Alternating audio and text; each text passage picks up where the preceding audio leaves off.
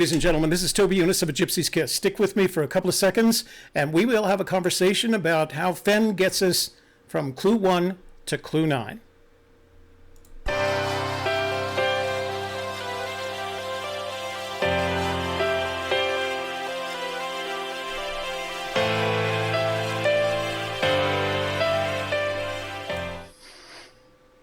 There we go. Hey everybody, this is Toby Eunice with our panelists this evening. We want to talk about how far we believe it is from the first clue to the last clue. And I'm going to make, in just the way I said that, I'm going to make a couple of qualifiers for you. And the first qualifier is I'm not going to refer to them as clue 1 to clue 9, because I think there are people out there that believe there may be more than one clue, more than 9 clues inside of Fenn's poem. So I'm going to refer to it as the distance between the first clue and the last clue, whatever your definition of the first clue and the last clue is. The second thing is I'm not going to put any constraints on either the panelists or the members in the chat room on exactly where the clues begin and end. I know that some people believe that the clues begin in the first stanza and end in the last stanza.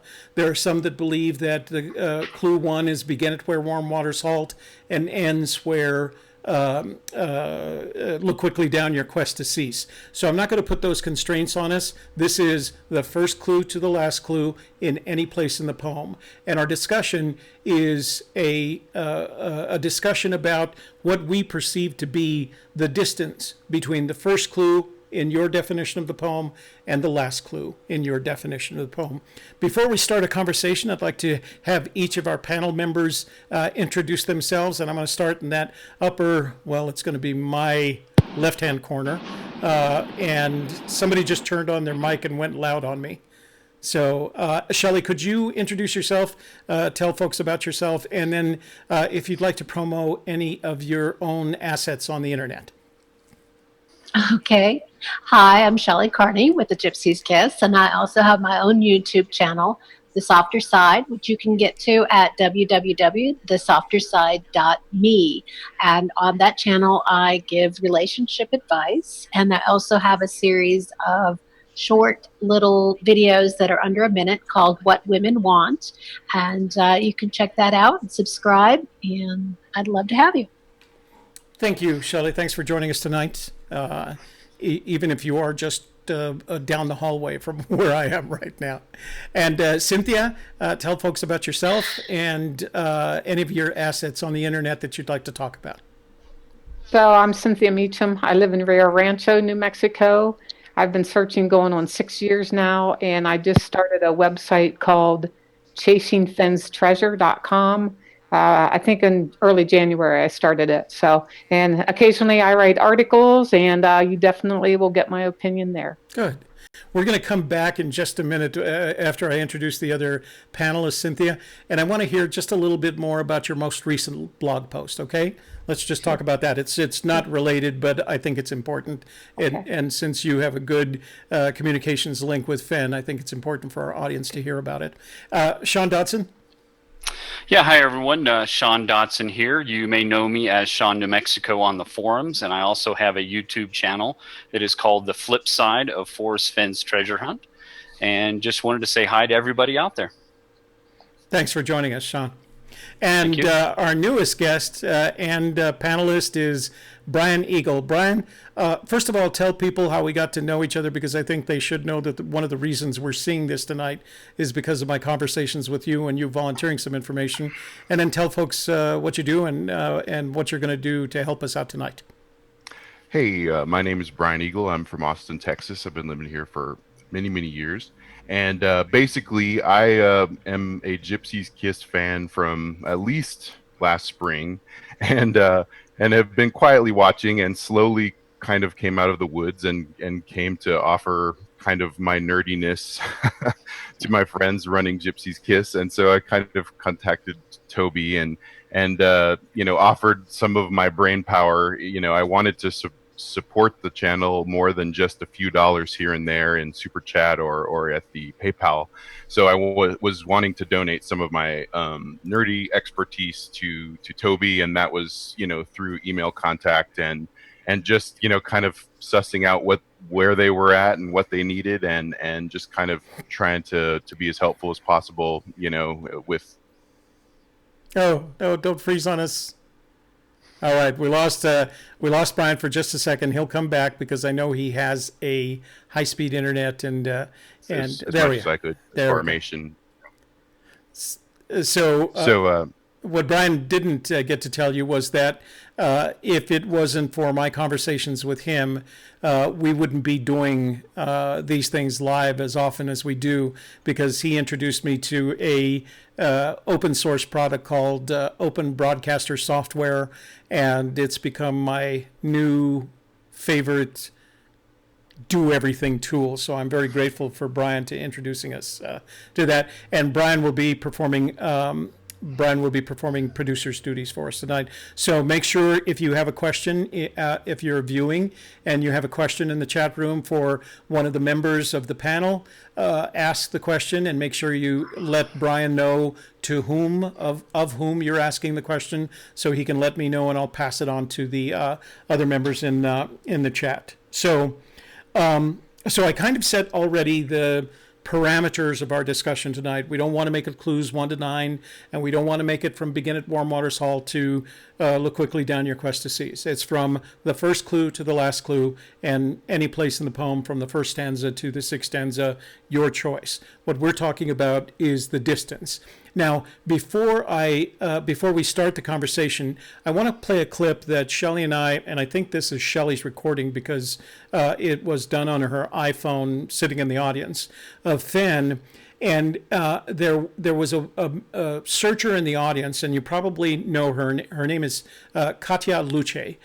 She was on the Expeditions Unknown episode. She's been, I don't know if she was in the Lure and the Searchers as well, but she's a highly visible searcher. I know she was at Moby Dickens when I recorded that, and she was there the night of the screening of the Lure. And at some point, she, as Fenn was on stage answering questions, she asked a question about how far it was from clue 1 to clue 9. And I'm going to play that answer for you because I think it's a classic Fenn avoiding answering a question. But let's go ahead and play that, and then we'll come back and talk about it more. I'm trying to get a clue out of you. They're not very subtle. I think she's asking me how deep is the hole. Kathy, you know that I'm not going to answer a question like that. But I saw you up on the side of that mountain. You almost killed yourself in this movie. So, as usual, he does a really, really good job of not answering that question. But that's not why we're here tonight. We're here to answer the question. So, Cynthia, I'm going to start with you. In your perception, what is the distance in feet, yards, meters, kilometers, or miles between the first clue in Fenn's poem and the last clue in Fenn's poem? And maybe you can tell us also what you think the first and last clues are. So when I first started searching, it varied so, but over the last year or whatever, and he came out with the statements about searchers being within 500 feet or searchers being within 200 feet. Sometimes he included that with that they got the first two clues right. So I do believe that from Home of Brown, which is either to me clue 3 or clue 4, from Home of Brown to the treasure chest, whether I still think Terry Scant, look quickly down, is the last clue to where you actually look down from the blaze, but that it's vertical, so it's not really linear feet. And I really do think that from there to the treasure's 200. So now you're asking, okay, from WWH, a minimum of 500 feet from the first clue to the treasure or the last clue. I don't know. I sure wouldn't go, if I had clues or an area that I really liked, I'd go up probably to 1,000 feet, which is basically a fifth of a mile, possibly even to a quarter of a mile between clue 1 and the last clue where the chest should be. So, but I definitely don't think it's much more than 1,000 feet from clue 1 to the treasure. So you mentioned that you had been searching now for 6 years, I think you said it was? Going on 6. And how has your thinking in terms of the search area changed, if at all? Did you always believe it was 500 to 1,000 feet, or has over time it evolved as your thinking evolved on the matter? So my thinking has definitely evolved. So originally, like some of my spots that I actually thought I had really, really good solutions to the whole poem. So basically, for anybody that knows New Mexico and the Jemez Mountains, I could start like at Spence Hot Springs, take it in the canyon down, which Spence is high. So the water there actually sort of trickles down into I think it's the East Fork of the Jemez Creek River, whatever. And then from there, it's only about half a mile down to Battleship Rock, where I thought that was the put in. So you park, get out, and then you actually go on a trail up. I think it's like Little Bonita Creek. And I mean, it's like you can step over it and no one knows it's there. And you're just like one canyon over. And this is sort of like the path is a V. So you end up then going upstream, which Little Bonita, and you come to the end of the canyon and there's a waterfall there. So in linear feet, if you did that whole V, it might be a total of a mile, but you actually drive. I was doing the driving from where the water trickled into the creek, drove the half mile to Battleship Rock, and then it was like maybe another quarter of a mile back to this waterfall. So the whole distance there was probably about a mile. So it has actually, it wasn't a big distance for you to begin with. You weren't thinking 10 to 20 miles at any time. No, I always use something. Well, I made my searches fit what I wanted to do, sort of. But generally, I was not one that thought, that Warm Waters was real far away, and then maybe you went 10 miles to the next clue and so on. I always thought they were fairly close. And Shelley Carney, you're on the dig. Oh, and your microphone just went loud on me. Okay. I think it's you have one of those mics that adjusts automatically, but it opens up really loud. So what is the distance between your first clue and your last clue? What is your first clue and your last clue? And has your thinking evolved? And I'll repeat those questions as we go along. Well, I think the first clue, of course, is where Warm Waters halts. And the last clue is look quickly down your quest to cease. Between, I always kind of thought on the smaller scale because when Fenn was talking about imagination and how children might have an advantage, and he talked about the boy going into the forest, and what would he do there? He would look at ants crawling around on a log. So everything to me seemed on a small scale, like you are Goliath looking down upon the Lilliputians. It's a small scale. So I always thought it should be a tight area. I don't know about feet. I don't disagree with the 500 feet to 700 feet at the most. So that's all I have. Well, that's pretty good. Somehow, we lost Brian. My screen just changed size. So we lost Brian. He popped out of the chat. So we're gonna have some text overlaying us here for just a minute until he gets back in. But that's okay. So Sean Dotson, that leaves you. What do you believe the distance to be between your first clue and your last clue? Where are your first clue and last clue, and how has your thinking evolved over the time that you've been in the search? Well, I'm glad that you started this conversation with saying that many people have different interpretations of what the 9 clues are. I'm glad that you started with that. So for me, I think everybody knows that, what the first clue is for me is the entire first sentence, which is the first stanza of the poem, and the last clue being the very last sentence of the poem. And what do I believe is the distance between Well, let's say that the most important part is obviously trying to figure out where to begin, or where the start of your journey is, and that is beginning in the second sentence of the poem, or the second clue to me, which is starts at your interpretation of whatever begin at warm waters halt, and from there. So that distance from that starting location to where the treasure is for me, and first of all, I've got to say, a lot of the road was paved, so to speak, for someone like me who came into the chase several years after someone, like Cynthia and you came in, Toby.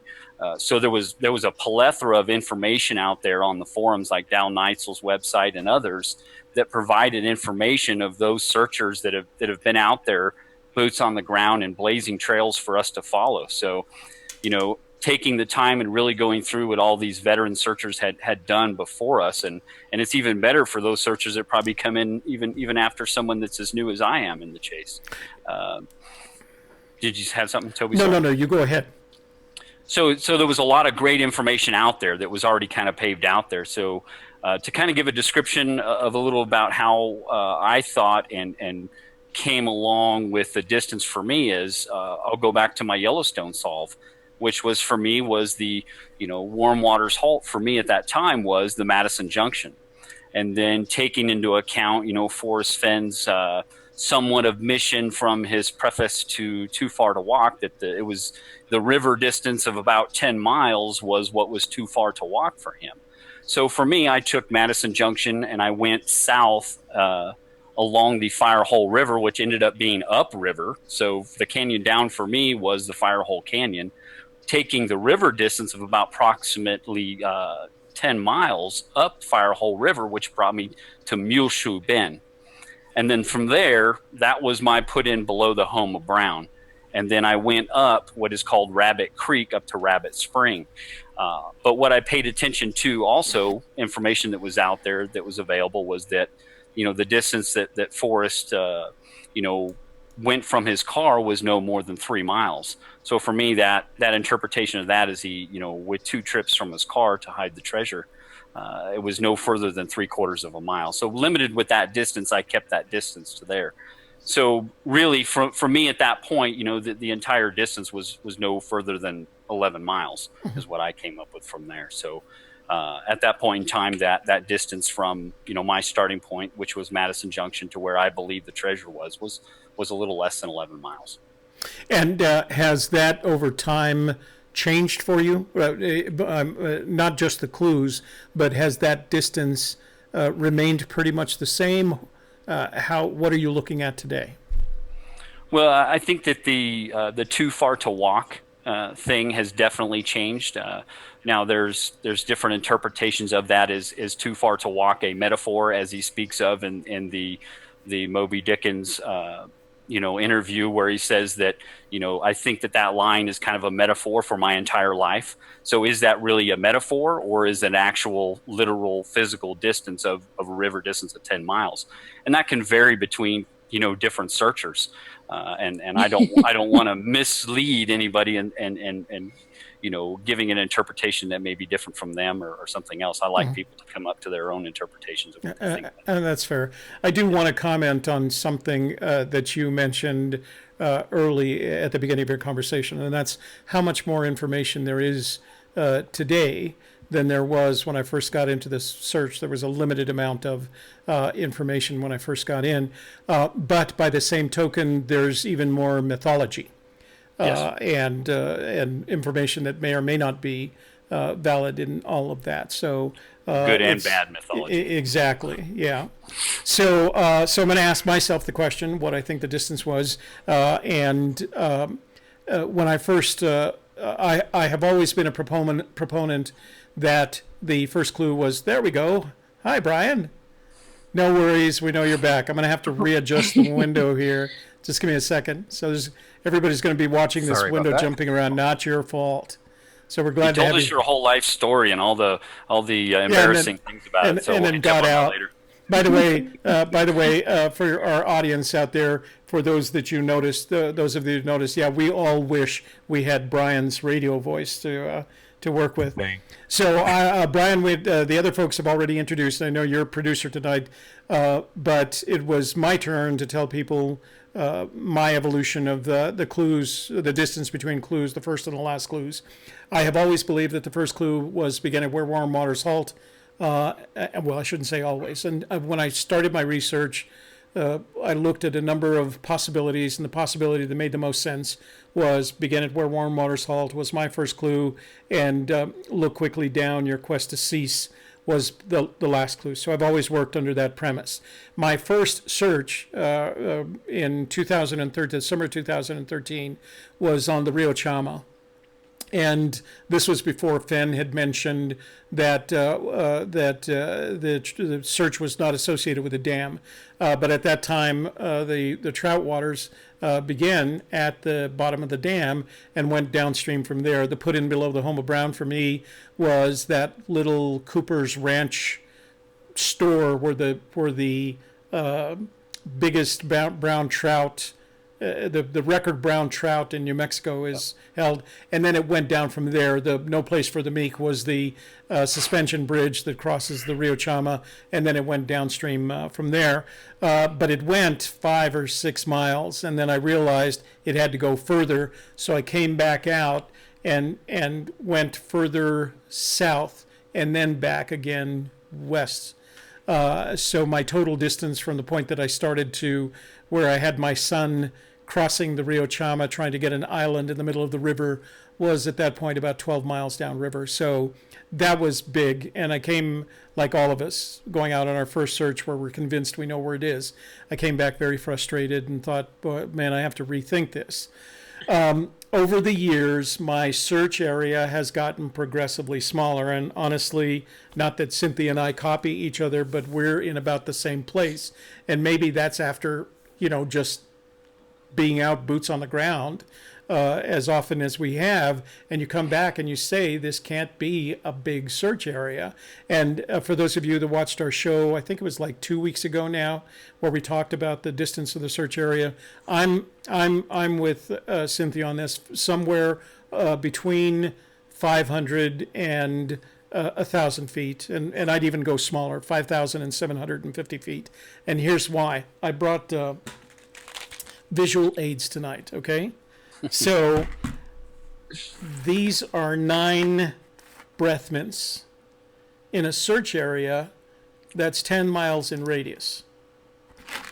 And you can see you're talking about a 3-dimensional space in which you're trying to fit 9 clues.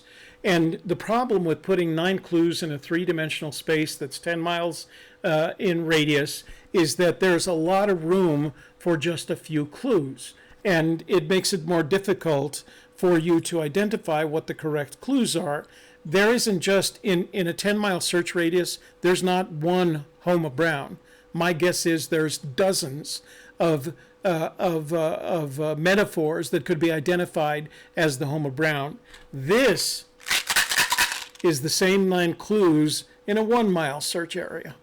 And the point that I'm trying to make here is that you reduce in 3 dimensions, actually.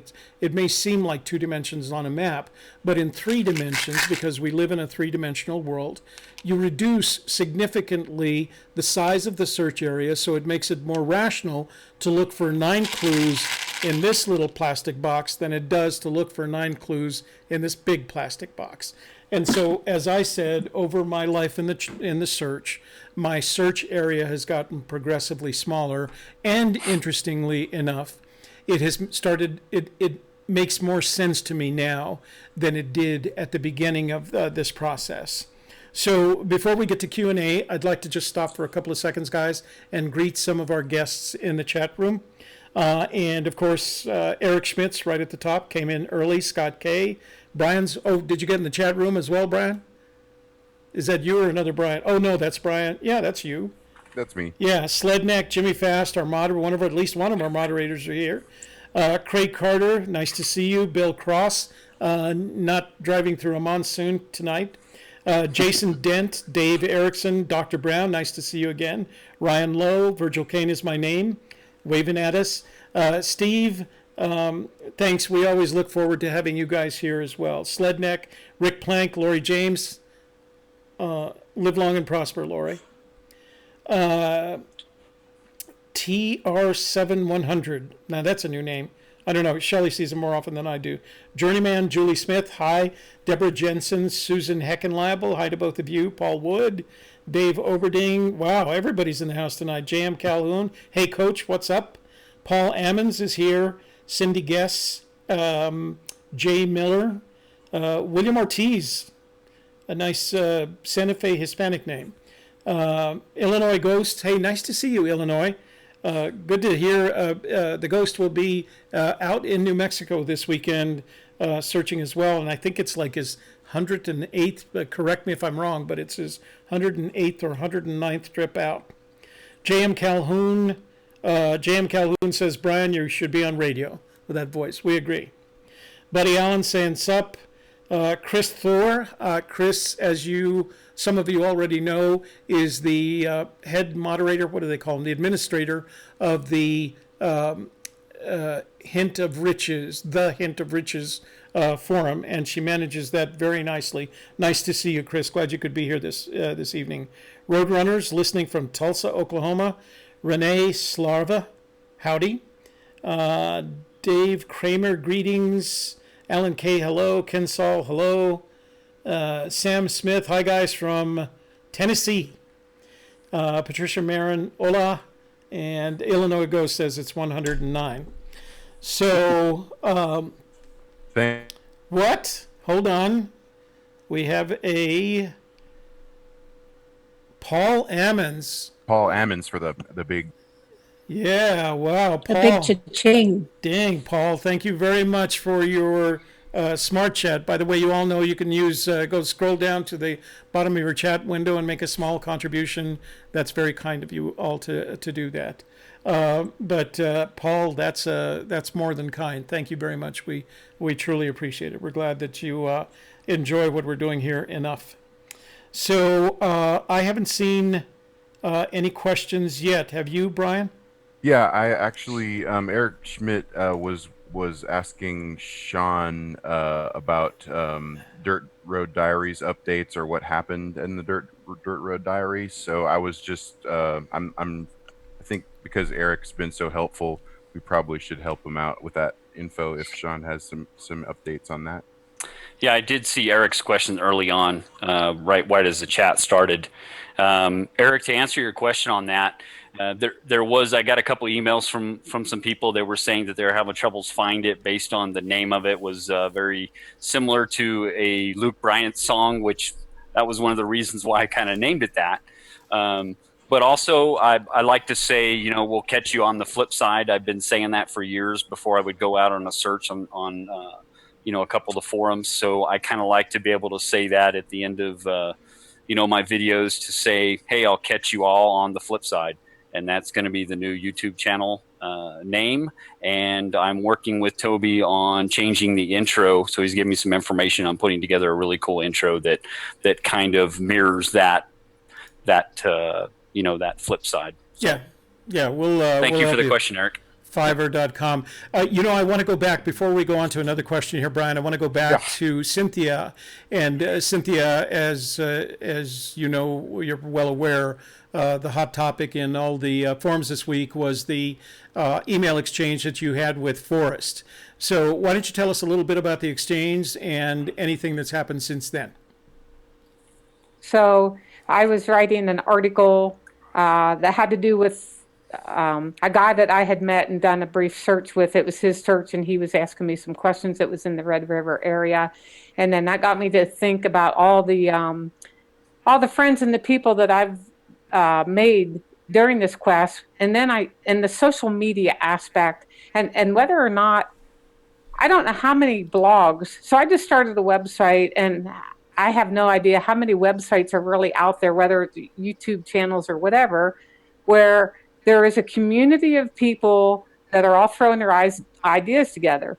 So I sent Forrest an email asking him if he had thought about the impact of social media back in 2009, 2010, when he wrote the book and hid the treasure. And his reply to me was, I don't have it right here in front It of me, but doesn't- basically his reply was something about he didn't expect the media to have such vigor, and that there are two new important articles, I think is the way it was worded, coming out soon. And I haven't emailed him after that. I just took that at face value. Now I have kept up with the blogs a little bit, and people, my God, I can't believe how people take just a simple sentence by Fenn and just start to go crazy with it. I really don't believe there was anything cryptic in that sentence or two that he sent me that I posted. When Forrest means the word two, I think he actually meant there's two articles. I'm aware of 2 or 3 magazines or their online articles that he has participated in since January. And K-Pro, because she is watching this, I believe actually communicated with Forrest after what I posted. So maybe she can type in and tell you and your readers or listeners exactly what his response to her was. All right, Chris, that's a challenge. So Cynthia is referring to Chris Thor. K-Pro is her on-screen name. So, Chris, if you have anything to add to that, please type it in, and Brian can keep an eye out for it and give us any additional update. I do want to say that I received a couple of messages today from some of our viewers asking the question. Basically, what they were asking was whether or not I thought that these 2 articles that were coming out, which I, like Cynthia, believe are simply magazine articles that, given the opportunity, he can sit down with people or do a phone interview. They're going to take the information and turn it into whatever they want. But the question I got asked was, do you think these articles will be announcing that he's retrieved the treasure, or that the search has ended because somebody has retrieved the treasure, etc.? I don't think that's true. I think if that were to happen, whether he did it, which I don't think is likely, by the way, or someone else had recovered it, that there are a lot quicker ways and less intensive ways, ways that require less effort to make that announcement, rather than 2 magazine articles that you can't predict, whether it's a digital magazine or an analog, the publishing of a magazine. There's lots of better ways to make that announcement. So no, I think it is just like Fenn. Over the winter, generally he gets an opportunity to talk about the treasure, and it's just his way of marketing the chase and making sure interest is maintained in that. So, and I've got K-Pro's response up here from Hint of Riches, if she'll give me okay to read her response from the forum. Oh, go ahead. Yeah, she's got it on here. Why don't you go ahead and read that from the forum, Sean? Yeah. Okay, and this is directly from what K-Pro wrote on her forum. She says, I know exact words are important and my PM box is blowing up, so I wanted to give exact words with all I know to everyone, like Cynthia did. I emailed Fenn to ask why he thought our numbers increased over the past 24 hours. We usually are about 275 to 600 right now. His response, 2 new important articles are coming out soon, plus a profile in one of the leading art magazines. Maybe that is why. That was Fenn's exact words. K-Pro responded to Forrest, and she asked, can you tell me why important? This is great. And Forrest responded, because the magazines are important. And then K-Pro writes immediately after that, this is all I know. I will only post responses on Thor for everyone when I get them. Thanks to Forrest for being good to us here. I know he gets a lot of questions. And that was directly what Chris wrote, or K-Pro wrote there on her forum. I get a sense that kind of reinforces what Cynthia was suggesting, and I was suggesting, that it's probably articles that are not necessarily related to the state of the chase, other than the fact that people are always interested in the state of the chase, and they want to hear it specifically from him. So let me say hi to a couple of other folks that came in. Soul Saver, Mike Hodge, Gary Risher, Crow Dudley is in, Axe Sarbin, Nebraska backwards from Nebraska. Belva Jenkins is in. BJ's Chambly. Hans Ashlock. God, you guys, what are the numbers up tonight? Everybody is here. Danny AG. Hey, Toby. Tengo la solución. He says he has the solution in Spanish, no less. Hello from Seattle. Wow, we are crossing the country tonight, one coast to the other. So, Cindy, why don't you take this? Brian, give Cindy this question that I'm looking at. Okay, this is from Cindy Guest. That's the one we're referring to, right? Yeah, yes. Yeah, okay. Let's see. Cynthia, in your book, you mentioned your trip to Red Rio Grande rivers, and Bob mentioned the Cimarron, but Fenn shook his head no. What other areas did Fenn discourage you from searching? Is that from that video that you shot? Where does that come from that he shook his head no? I don't see it. I'm asking Cynthia. Oh, okay. So, repeat some of that again, please. Oh, yeah, here we go. Cynthia, in your book, you mentioned your trip to Red / Rio Grande rivers, and Bob mentioned the Cimarron, but Fenn shook his head no. And then, what other areas did he discourage you from searching? I think so. They're referring to the very first time I met Fenn, and he asked the guy I was with and myself what our I can't remember if he worded it what are our warm waters halt, because generally that's what he asks new people that he's just meeting, or he used to, or if he asked us where we were searching, and those were our answers. And I think that's all we discussed that day. I'm pretty sure there was nothing else. Okay. Let's see. There's a New Zealand person, a UK person. Doug Scullery is from the UK. Soul Savers is from New Zealand. So we're going out international now. Oh, nice. Got some questions? No, just saying hello from there. Those two folks. Let me see here. Simple questions. Let's see. While I'm looking through here, I just wanted to mention some searcher on a Reddit thread discussing your post came on and said he had been interviewed for one of the 2 articles coming out, and that he couldn't spill the beans on what was going on. He could be a total, a lie. Yeah, I don't know. on Reddit. But it was interesting that he said that, he basically it was not a detailed, new clue article. It was just a normal article about Fenn's search, etc. So I don't know. Take it for what it's worth. But yeah.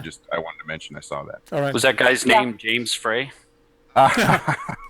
Yes, I bet he was. Where is Mike calling when we need him? Mike was busy. Mike was supposed to be here tonight, but he's busy with family. So, Sean Dodson, when are you going out next to check out your theory of the distance between Clue 1 and Clue 9?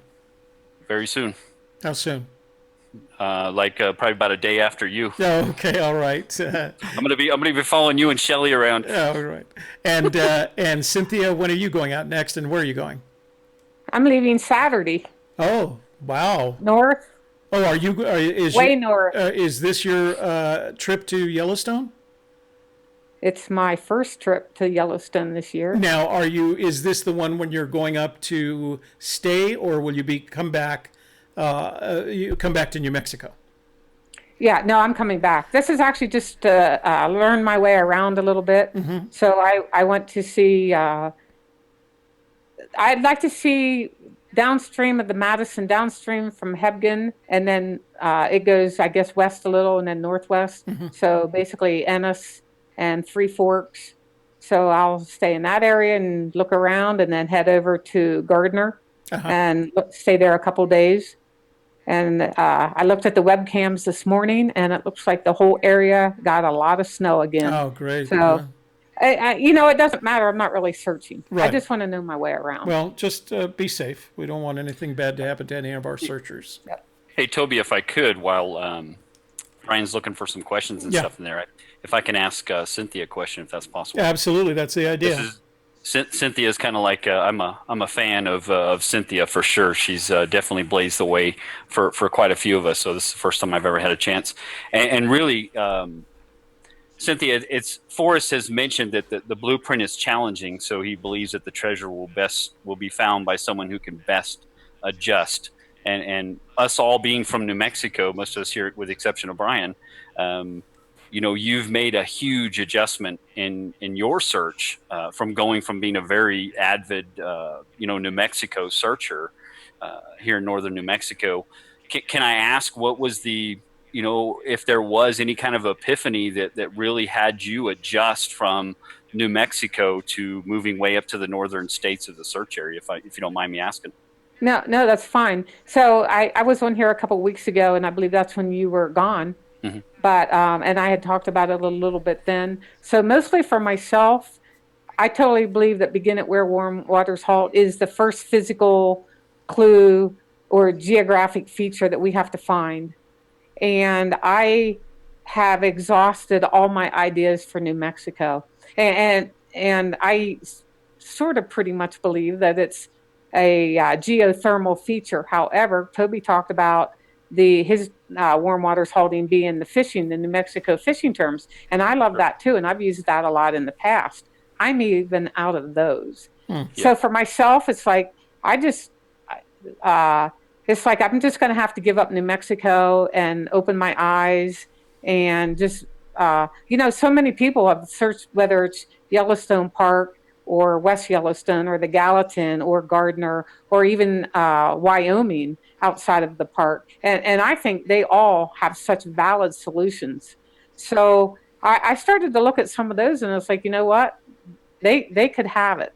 So I'm going to start looking somewhere where, if I want hot waters that halt, there you can't beat that whole Yellowstone area. So that's what I'm going to start doing. Well, I applaud you on the being able to adjust, because as we both know, it's a very hard thing to do. To adjust your solve and to move on from something that you've put so much effort into. So, like I said, I'm definitely been a fan of yours for a while. So I'm glad to finally get a chance to talk to you and get that question answered. So I look forward to hearing some more of your blogs and seeing what you're doing up there. Yep, thank you. So, Shelley, I think a lot of people who are watching now know we're going to be out this weekend. Why don't you fill everybody in what our plans are and kind of the extended plans?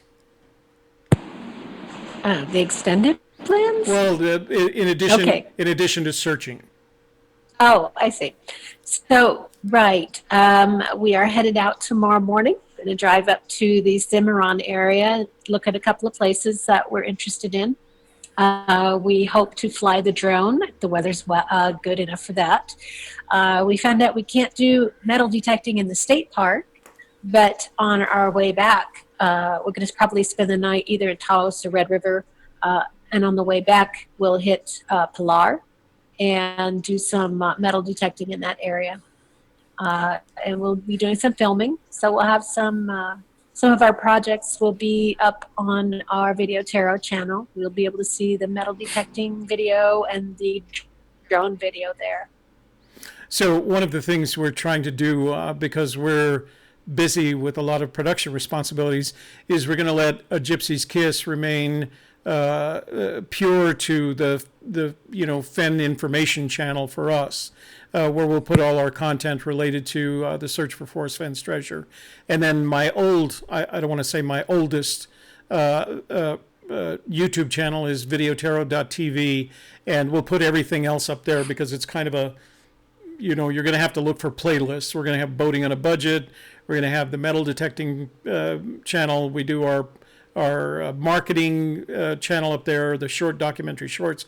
Almost everything else is at Video Tarot TV and videotarot.tv, and it's a good place for that kind of stuff. But what I'm looking forward to, in addition to checking out a couple of search areas along the Cimarron, is that Shelley has taken an interest in metal detecting, and so we're going to make a short video on effectively introduction to metal detecting, how you would take someone who's never literally even held a metal detector and taught them in a very short period of time how to be an efficient detector of metal. So I'm looking forward to that. We'll make a video on that. I have some new equipment. I got my new Osmo DJI Osmo Plus just today from B&H Photo, so I'm looking forward to that, to using that this weekend as well. Cynthia or Sean, have you guys ever done any metal detecting? No. No, not at all. Yes. And it's isolated. Sean, you said you have? Yep. Independent of the search. Tell us a little bit about it. Yeah, independent of the search, it's been quite a few years since I've done that. It's not something that I've really employed here in the thrill of the chase. Yeah. Because, like he says, I think you have to be in the exact spot in order for the metal detector to work. So I think if I can get within 12 feet of it, maybe we can find it. So we'll just see. I did have another question. If Brian hasn't picked up anything There's lots of direct questions, and our Axarbin says, Cynthia, it's about time you're heading to the correct state where the treasure is hidden. So that's interesting. Yeah. But Comments and go ahead. Why don't you play back some of the things that you're reading, Brian? just basically, Hans Ashlock was asking anyone on the panel if they're considering their solve based on interesting lines. And I'm not quite sure if he means lines from the poem or lines geographically, like Latitude and longitude. survey. Yeah, survey or with lat longe, but basically rather than following path of geographic points. I guess that's what he's saying in the parentheses. But anyway, I couldn't quite suss out what he was meaning with that question, so I just mentioned it here just in passing. Maybe he can clarify for you before you ask it. If you can give us some more details on what you're thinking there, I will totally read it out for you. Yeah. Okay. So I'll see if I can find another one here. Most of these are, hey, if you're going out this weekend, etc. So not too many topical questions here yet. So Actually, Toby, I've got a question then. I've got. Let me do a couple of here that I've got. David Dow has asked me, Okay. Toby, are those long-range metal detectors scams? There is no such thing as a long-range metal detector. There's a metal detector with a level of sensitivity. The larger the magnet, the larger the amount of energy being pushed to the magnet, the deeper it can read. But the idea that you can use radio waves or magnetic waves pass through the air to do the long-range metal detecting, it's pretty much a scam. The manufacturers like White and Garrett, there's 3 or 4 Bounty Hunter, there's 3 or 4 metal detecting manufacturers that have consistently produced really, really good products. It's actually very simple technology, but they've refined it using small chips and computers to increase the amount of information that you get back from your coil. So stick with the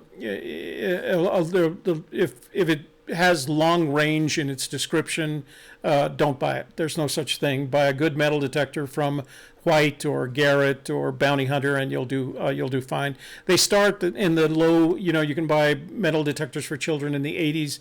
If you spend $250 to $300, you'll get a good metal detector that will give you long life and long service. The only recommendation that I'd make is make sure at least the coil is waterproof, so that you can search underwater. Some of the more expensive ones will make sure that the whole metal detector, including the sensor box, is waterproof.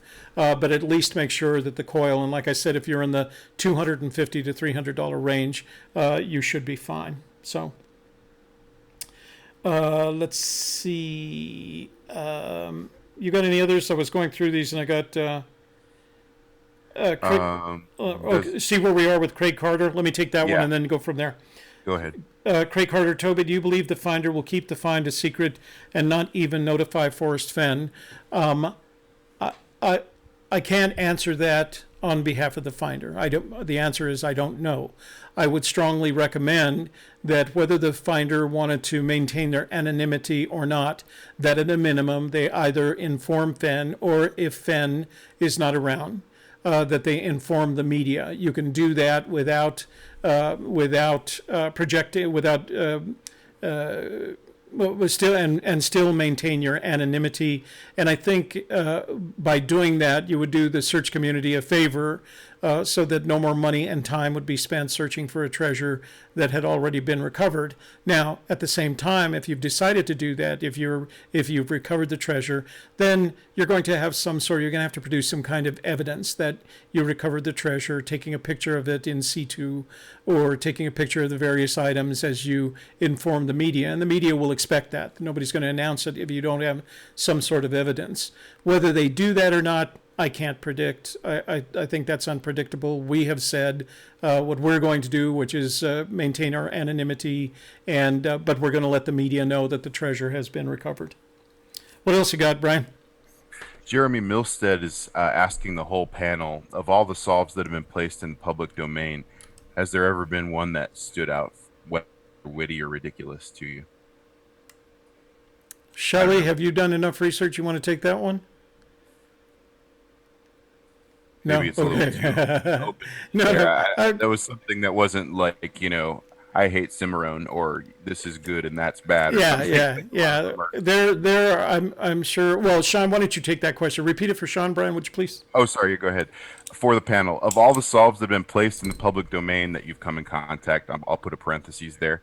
Has there ever been one to you that stood out just at all, whether witty or ridiculous, whatever? Do you have a memorable, forum solve that you saw in passing that you liked for whatever reason, or you remember for whatever reason? Yeah, there's quite a few out there. What I really like is reading a lot of those. What I like to adhere to it, those that really use their imagination and come up with some great solves and tie that really well into words within the poem and after the fact comments in the book. And there's one in particular that I think by DeCall Thomas, who does a great job of really tying in a lot of different things. And DeCall, he has it on YouTube, but he's done a really good job of tying in different types of, using his imagination, using things that are out of the book, using the poem. So he's kind of tying everything in together. Now, everybody knows I'm a poem purist, and that's not my style, but I do appreciate what he has done. And there's many others out there, but I think DeCall does a great job of really incorporating a lot of different things out there. So if I could give some props to somebody of one that I think is very imaginative that may not get a lot of attention, it's probably DeCall's. So. And Sean, let me go back to you because I think you said you had a question for one of the panelists, and then I asked you to wait so that I could talk. You put the kibosh on me, Toby. Yeah, sorry, I didn't mean to do that. So let's go back to that. You're the boss, man. You had the question for the panelists. I did have a question, and it's a compound question. I know you like those. Yeah, I do. And it is to you and Shelley. Okay. And you had just mentioned that your search area is really kind of narrowed down to about 1,000 feet or something. And correct me if I'm wrong in that. So my question is a two-part question, compound question that. Are you viewing the line in the poem "Too Far to Walk" as a singular clue? And if so, do you see that line in the poem more as a metaphorical line, or do you see it more as a literal sense, as actually talking about a distance? And then that would be my question. And really, I'd probably pose that to the entire the channel and to those that are in the chat box, and just doesn't have to be directed to us. If they want to put their answer in there, I'd be curious just to see what their thoughts are on that as well. But I pose that question to both you and Shelley. All right, Shell, go ahead.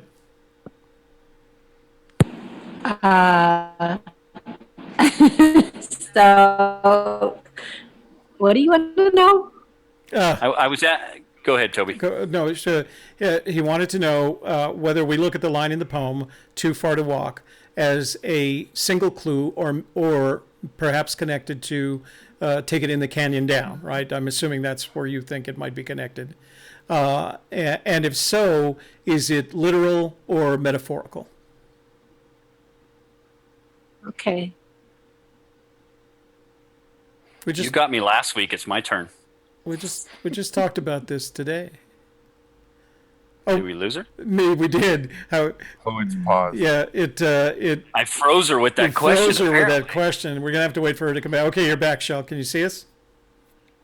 Yeah. Okay. Okay. So, how far is too far to walk? Too far to walk is again one of those Fennisms that there's no right answer. There's no number. There's it's just a thing that he says. So I think it's just a thing in the poem. It's part of a clue. It's to go down the canyon, not far, but too far to walk until you get to the home of Brown. So there isn't, it's not, go 200 feet. There's no number associated with it.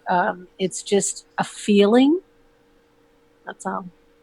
This is one of the interesting things about having a partner that, what did you say, a hot cognitive versus a cold cognitive, Sean Scott? I'm sorry, Sean Dotson.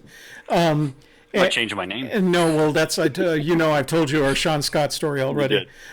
So one of the things that about the difference between Shelley and I is that I need exactitude. I need to know that not far, too far to walk, but too far to walk is 500 feet or a mile or 10, whatever it is. I want some form of exactitude. And I've spent a lot of my time in research trying to determine what that is. And that's the number that has shrunk for me. Right, the number that has shrunk for me is the not far but too far to walk number, and then that had an indirect impact on the rest of the poem. Well, if not far but too far to walk is 10 miles, as I surmised from reading the preface of Too Far to Walk, well, then that increases the dimension of the rest of the poem as well. But if not far but too far to walk is 500 feet, that shrinks the dimension of the distance of the poem. So I believe it's literal in the sense that to me it's not a metaphor. It has to be a specific distance that he measured, not exactly, but as he would probably do with a rough estimate, dead reckoning, if you will, estimating, well, that's too not far, but too far to walk. But I search constantly for the distance. This afternoon, Shelley was looking at our options for where we were going to spend this time, and she came back with some different answers, some answers that were completely different from mine, and based more on her feeling about the location. How she looked at it, and she wasn't drawing lines on map like I do. She just looked at it for an afternoon and came back and said, "I want to go here. This feels right to me." So I think that's Cynthia. Do you want to take a shot at that question? Well, yeah. Just so this should give everyone a really good laugh, especially new people. So Fenn all along has said you have to use your imagination, right? So searching 4 years and I don't feel like I've ever been close. So what if when he says and take it in the canyon down, it means goose. It's not a direction. So and the reason I even use this is, Toby, you like the fishing metaphor, cold fishing waters or trout waters, right? Yeah. Or WWH. Well, warm waters and trout waters. There's a stretch there in Red River, or coming down the Red River, Goose Creek, where there's special trout waters and a nice little place to park right there. And on the other side of that area is a trail that goes up Goose Canyon. Creek and Goose Canyon. Yeah, it's Goose Creek and Goose Creek Canyon. And this is not the road that you can actually drive a vehicle on. This is the trail. Right. So it's like, okay, so what if Fenn actually meant down is goose? You go too far to walk. Well, if you're a goose, 300 feet would be about the right spot. And that takes you to within 200 feet of the treasure. And believe it or not, I actually did use this. I even made a video of it. It was in the spring snow runoff. Goose Creek was actually flowing pretty good. And I did not find the treasure. Well, it's funny that you mentioned that, because when we made our first video relating to our perception of Warm Waters Halt, we actually used that confluence of Goose Creek with Red River as the example, because it's so obvious, where the Game and Fish Department decided to do it. So, Brian, have we got any questions from the room? Basically, there's a couple of funny questions, but they're not real topical. So I can go through a couple of these that were. One was a question from. Let me see if I can find it real quick. Illinois Ghost was asking everybody in the room, would you ever be willing to do a team search? And I'm not sure if he means like all of y'all together, or meet up with people at Femboree and go do a blanket, or what he's asking exactly. So Illinois Ghost, if you have more to add to that question, maybe that would be a little bit better. But anyway, I don't know. I just wanted that was an interesting funny one there, I guess. Yeah. Well, to me, I think one of the difficult things is establishing partnerships. I think that's hard to do for this treasure hunt, and I think there's a couple of reasons for it.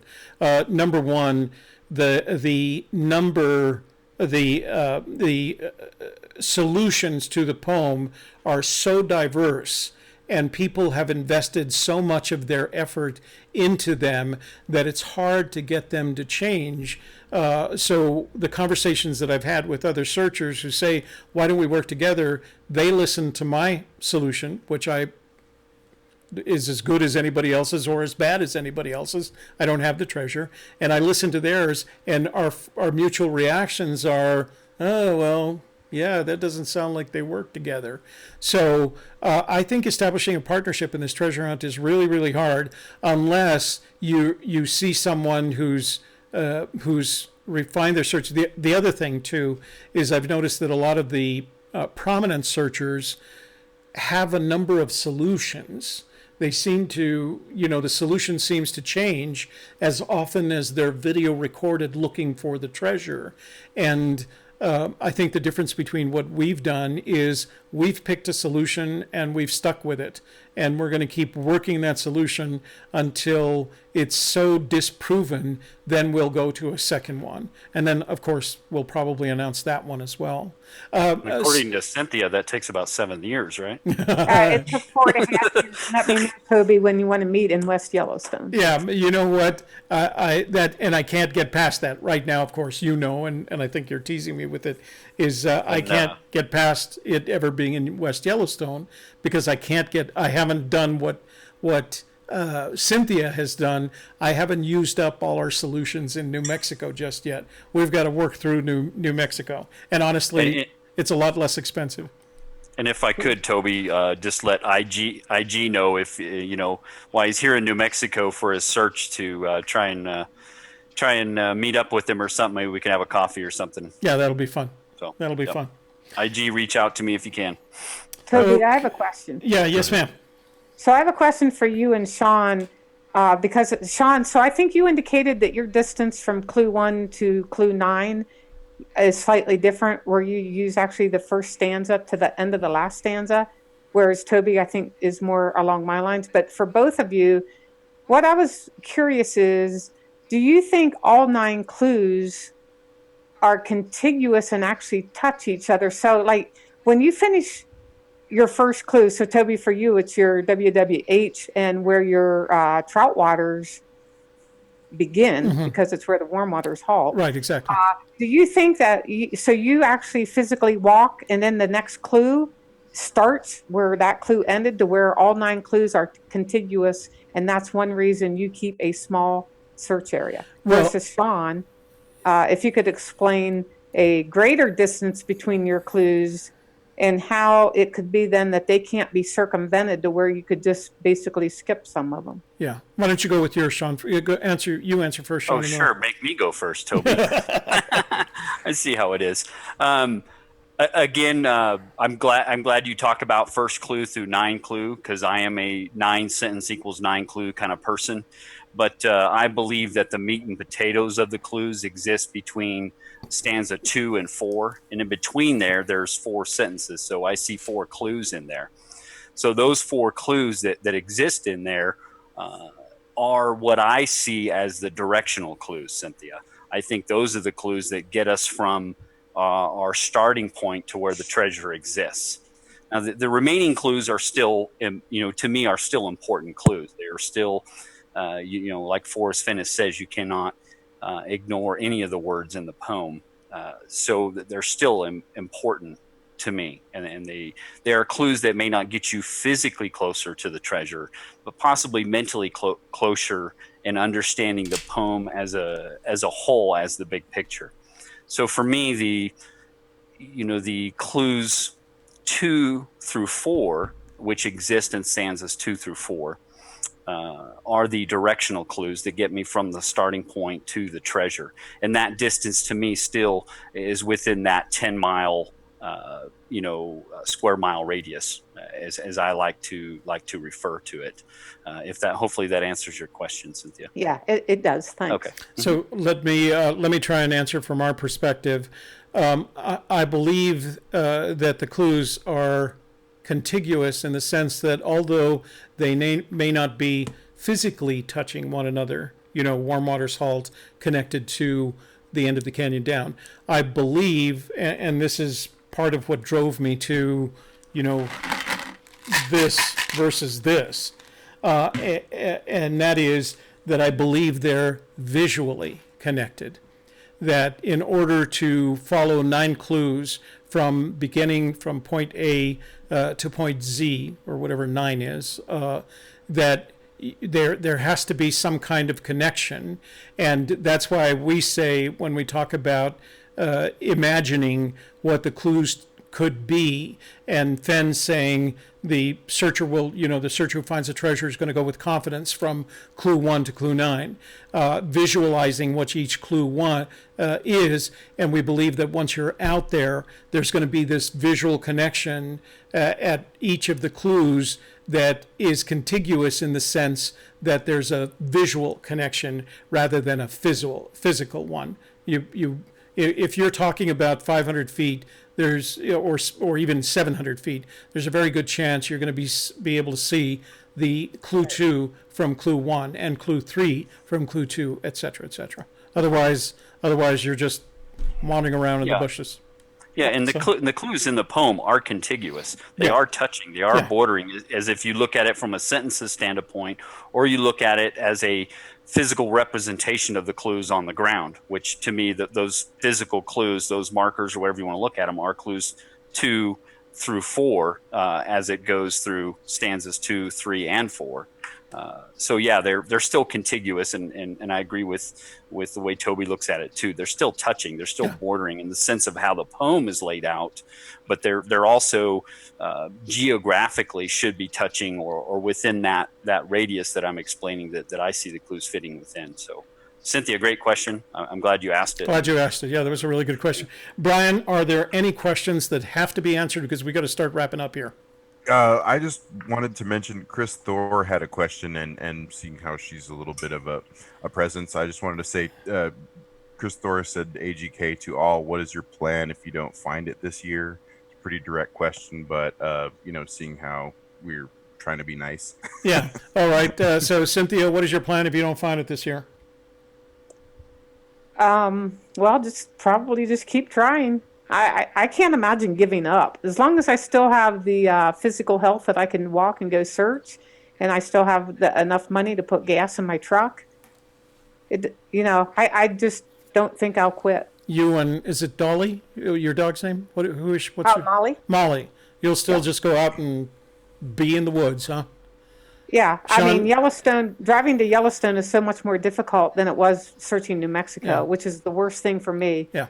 I couldn't go out and search today or tomorrow like you guys are going to, and the weather will be beautiful. Yeah. But I still, even though I can't search as often, now I'm like the folks who have to drive a great distance, and you really have to, get your stuff together before you go. And that's what I hope to do when I go again this summer, and actually have detailed start points and where I specifically want to look. So that you can use your time wisely. Yeah. Yeah. Sean Dodson, if you don't find it this year, what are you going to do? Keep looking. Yeah, that's about all you can do. I got a gut feeling it's going to be found this year. You think? Yeah. Shelley Carney, what are you going to do if we don't find it this year? Well, I suppose we'll have to keep on growing our channel and our community and getting the word out of where it's not, so that we can start looking in those places where it might be. Yeah, one of the advantages of having a channel like we do, we get to tell you each time we're not successful, so you know not to use up your time. So if it isn't found this year, then I will spend the winter doubling my research effort and looking for opportunities next summer. But Fenn thinks it's going to be found this summer. So, all right, guys, let's wrap it up. Brian, let's start with you. Say your goodbyes and tell people where they can find you on the internet. If anybody's interested in setting up a new WordPress website, I'm a WordPress developer for many years, and you can find me at eaglepixel.com. You can email me at brian@eaglepixel.com for any help with that stuff. I also am a search engine optimization expert, so I can help you get out of the hole with Google if you need it. And I will be around here commenting with y'all and working on my own solve. I'm a huge Cimarron fan, so I will be doing my Cimarron nerdiness at different times than Shelly and Toby, but I'll be out there too. So maybe we'll get some coffee sometime. Yeah, there's lots of nice places in Taos to get some coffee or a lunch or something. Sean Dodson, wrap up for us. Tell us where people can find you. Yeah, sure. Again, it's called The Flip Side of Forrest Fenn's Treasure Hunt on YouTube. And again, Sean Dotson. I go by Sean New Mexico on the forums. And really quick, if I could just say one thing, I had David Dow was asking me a question, and I just wanted to tell him that if he goes to my YouTube channel and part 2 of my 9 clues where I do answer some questions, I had the very question that he asked by Kpro from the Thor site, which I did answer. So if you go to that my YouTube channel and see that video, you'll see, David, that I do answer that question. And you can ask me more questions on that channel if you like, and I will answer those questions. So that's all I have. Thank you, Toby and Shelly, again for the opportunity. And Cynthia, it's a blessing to be able to finally get a chance to talk to you. Like I said, I've been a fan for years that I've been in the chase, and anytime I'm in your neck of the woods, I'd love to go have lunch with you and say hi. So that'll be fun. Cynthia, little wrap up and tell people where they can find you. My website is chasingfennstreasure.com. I try to write an article or 2 a week. And thank you, everybody on the panel. And Sean, it was great to meet you as well. It's been fun. This has been my 3rd week, and it's been a good time. It has been fun. We're going to do this again. Shelly Carney, wrap it up. I just want to send out a great big thank you to Paul Ammons and X Sarbin for participating in Super Chat this evening. And just a reminder that you can find my channel at www.thesofterside.me, and I have new videos that come out every Tuesday and Thursday. So I hope that you'll check that out and subscribe. And thank you all for being here this evening, for all your great comments and questions. We really appreciate you. We just have so much fun on the panel. We're just very happy that you're all here with us. We are. All right, ladies and gentlemen, thank you for joining us tonight. My name is Toby Eunice. I'm with the Gypsy's Kiss. You can find us at gypsyskiss.tv, and we go live at gypsyskiss.live. Our blog is at gypsyskiss.com, and our production channel is at videotarot.tv. So please, when you get a chance, take a look at it. For tonight, make sure that you give us a thumbs up. We really appreciate it, and so does YouTube when you do that. If you're not already a subscriber, click the subscriber button. And if you'd like to get notifications when we have other live streams or when we launch other videos, you'll get a notification of such. And then finally, share this video once it goes. It takes about 2 hours for YouTube to process it. Once it goes into video production, please share it with your social networks, okay? So good night, Shelly. Good night, Cynthia. Good night, Sean. Good night, Brian. Thank you all for your participation tonight. And you viewers out there in the chat room, thank you for your participation. Thank you, Paul, and who else was it? X-Sarbin. Oh, X-Sarbin. I need to know what I need to know what X-Sarbin's real name is one day so I can talk to him in real name. Thank you both for your contributions via Super Chat. And Shelly and I will not be seeing you tomorrow in Book Club. We're not having it. We'll Just the Facts video will launch on Friday, and then we'll see you guys next Tuesday when we get back from our trip. So thanks, everybody. Nice seeing you, and have a great evening.